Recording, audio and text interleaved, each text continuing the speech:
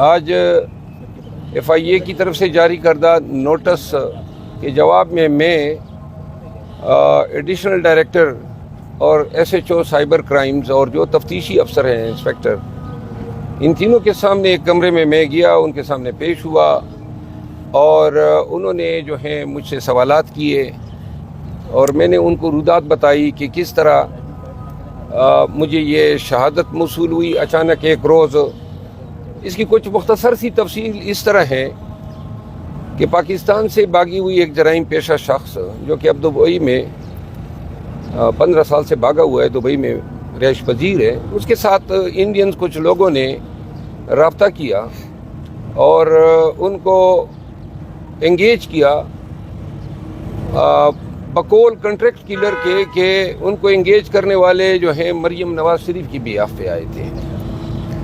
اور یہ اسی کنٹریکٹ کلر کی جو آڈیو میسیجز ہیں وہ موصول ہوئی جس انڈین نے ان کو پیمنٹ کی $1,00,000 کی، اس کے آڈیو میسیجز ہیں، اور جن کی وساطت سے یہ ہم تک ملی ان کے آڈیو میسیجز ہیں۔ تو میں نے ان کا ٹرانسکرپٹ تیار کیا اور میں نے ایف آئی اے کے ساتھ شیئر کیا، اور ان کو میں نے یہ بتایا۔ میرے ساتھ ایک ایم این اے صاحب نے مجھے آگاہ کیا، اس نے یہ معلومات مجھے دی، اس کے حلقے کے لوگ ہیں جنہوں نے ایم این اے صاحب کو یہ شواہد فراہم کیے۔ تو میں نے انہیں کہا کہ آپ دیکھ لیں، ایم این اے صاحب کو ایگزامن کر لیں، پھر اوریجنلی پاکستان میں دبئی سے جو آڈیو میسیجز جس شخص کے پاس آئے اس کو ایگزامن کر لیں، یہ اس کنٹریکٹ کلر کا رشتہ دار ہے۔ اور اس کے بعد ان آڈیو میسیجز جو ہیں جس میں اردو اور پشتو دونوں میں ہیں، آپ ان کو سن لیں، اس شخص کی کرمنل ہسٹری آپ دیکھ لیں جو شخص یہ میسیجز بھیج رہا ہے، اور اس کی تفتیش کریں، کیونکہ اب ہماری جو سیاست ہے وہ گندی تو 2 سالوں سے اتنی ہو چکی ہے کہ کیچڑ اور جوڑ سے بھی بدتر بدبو دے رہی ہے، اور اس میں تشدد تو 9 مئی کے روز سے شروع ہو گیا تھا جب بے گناہ نہتے لوگوں پہ گولیاں برسائی گئی، اور اب قتل ہونا یا مقتول ہونا یا اغوا ہونا یا مار کھانا، گھسیٹا جانا، یہ اب عام چیزیں ہیں۔ یہ کسی زمانے میں اب نارمل چیزیں ہوا کرتی تھی۔ میں نے یہاں آ کے ان کو کہا، ایف آئی اے حکام کو، میں اس ملک کا شہری ہوں اور میں صرف یہ چاہتا ہوں کہ ان کی اب تصدیق کر لیں۔ اگر یہ صداقت پہ مبنی ہے تو پھر میں نے آج دعویداری کی ہے، درخواست دیا ہے ایف آئی آر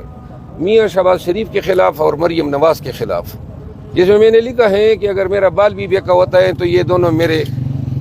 قتل کے بھی ذمہ دار ہوں گے، مجھے کوئی نقصان ہوتا ہے تو مریم نواز۔ اور حد یہ ہے کہ میرے آنے سے پہلے نون والوں نے درخواست دی ہوئی ہے میرے خلاف، اور انہوں نے درخواست میں یہ لکھا ہے کہ میرے یہ بتانا کہ جی میرے خلاف کنٹریکٹ کلر ہائر ہوئے ہیں، اس سے ان کی زندگیوں کو نقصان یا اندیشہ ہے۔ حد ہو گئی، یعنی آپ کسی کو ماریں، آپ کنٹریکٹ کریں، شوٹر ظاہر کریں، $1,00,000 کی پیمنٹ کریں اور کوئی منہ بھی نہ کھولیں، اتنی بڑی بدماشی ہے آپ کی، یہ نہیں چلے گی۔ ہم نے بہت برے وقت دیکھ لیے ہیں، آپ نے ہمارا مینڈیٹ چوری کیا اور آپ حکمران بن بیٹھے۔ 8 فروری کو اس صدی کا سب سے بڑا انقلاب آیا جب پنجاب نے بالخصوص پہلی دفعہ جو ہے اسٹیبلشمنٹ کو نو کہا، اور پورے پاکستان نے 2/3 میجارٹی سے زیادہ ووٹ دیا پاکستان تحریک انصاف کو۔ اب دیکھو، پورا پاکستان دیکھ رہے ہیں اور یہ خود بھی سوچتے ہوں گے یہ اس ملک کے ساتھ کر کیا رہے ہیں۔ امریکی ایما پہ اور ان کی ملی بھگت سے پاکستان میں 2 سال سے قیامت صغریٰ برپا ہے۔ تو لہٰذا یہ صرف میری کہانی نہیں ہے، پاکستان تحریک انصاف سے وابستہ ہر ایک پارلیمنٹیرین لیڈر جو ہیں ظلم و ستم و جبر کا شکار ہیں۔ لیکن آج میں نے ایف آئی اے کو یہ لکھ کر دیا ہے، تمام تفصیلات دی ہیں، اور ایک دفعہ پھر آپ کے ذریعے پوری قوم کو بتانا چاہتا ہوں کہ ہم زندگی کے ڈر سے اس لیے آپ کے آگے جھک نہیں سکتے ہیں کہ جو شخص 71 اب 72 سال کے ہونے والے ہیں، نہ کردہ گناہوں میں آج بھی دوسری گرمی آ رہی ہے اور جیل میں پڑا ہوا ہے، قوم نے اس کی پارٹی کو مینڈیٹ دیا، آپ کے 9 مئی کے بیانیے کو رد کیا، آپ کے تمام غلیظ الزامات کو جو ہیں انہوں نے اپنے پاؤں تلے روندا، اور 8 فروری کو مینڈیٹ بتا رہا ہے کہ قوم کس کے ساتھ کھڑی ہے۔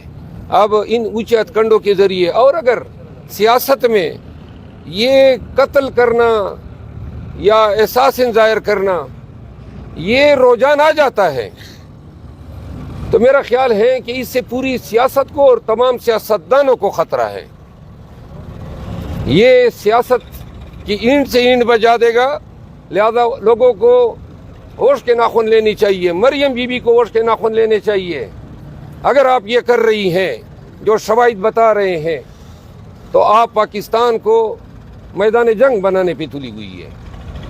جی سر، یہ بتائیے گا کہ ایف آئی اے نے آپ سے مزید کیا سوالات کیے اور جو آپ نے ان کو ثبوت دیے ہیں، ایف آئی اے نے ان کو یقین کر لیا ہے یا ان کی انکوائری ہوگی؟ نہیں، شہادتیں جب آ جاتی ہیں،